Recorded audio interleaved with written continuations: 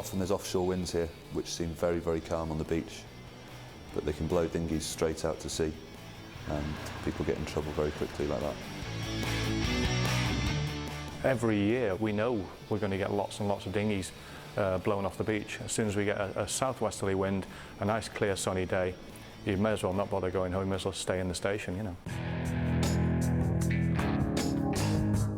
The thing is, they're so light, once the wind gets hold of them, they're off, and there's no stopping them. You know, they can paddle as hard as they want, but they'll be off.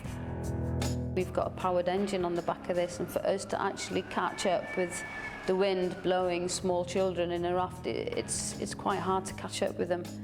That's where the trouble starts.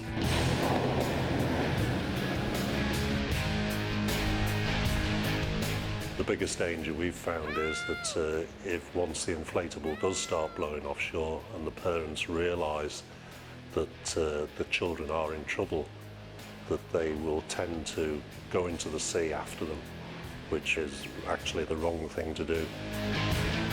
Help! Help!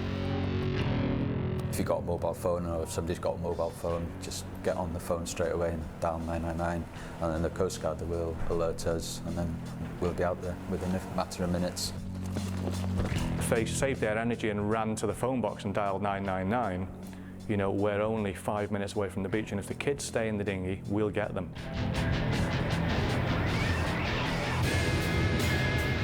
The sea is always cold. None of the lifeboat crews ever go afloat without the proper gear on, and that's all year round. Yes, we have the casualty visual. ETA 30 seconds, Emma.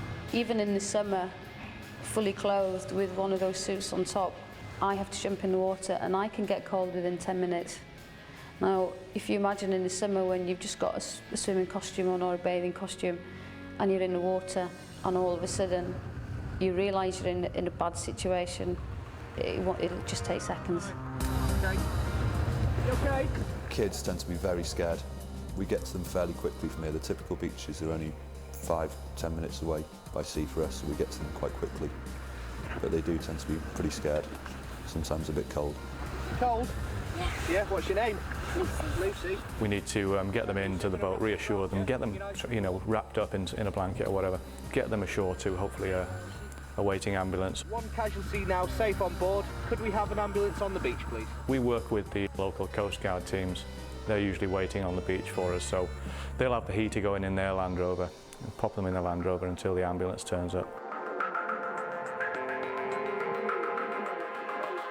I know it's very difficult sometimes when you're on holiday, you're on the beach, you're having fun, but really you need to keep an eye on your kids if they're playing in inflatables.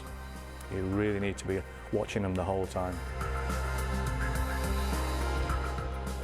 You can have great fun in the sea, but the sea is the boss at the end of the day.